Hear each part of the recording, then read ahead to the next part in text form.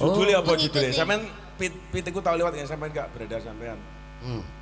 Ngeri. Pak Sanjaya Pare mesti liwat ya. Ngeri. Berarti sampean gak tau dolanan TikTok lah, sampean gak roh. Niken to? Ngerti ini duit tok. TikTok ora aruh, Facebook ora aruh. Wah lah niki artis kok Pak. Artis ki ora perlu TikTok kan wis di TikTok dhewe.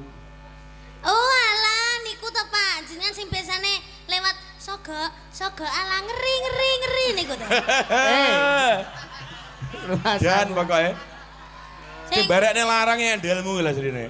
Cara gak endel murah sirine. Anu Pak San. Sebelum niki nembang, kula mek arep takon kalih jenengan.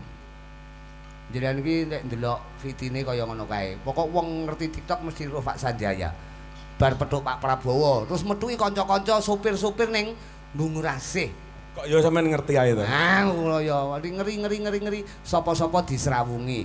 Kok terus jenengan kok terus kepilut nanggap wayang terus nanggap kok menggur Rudi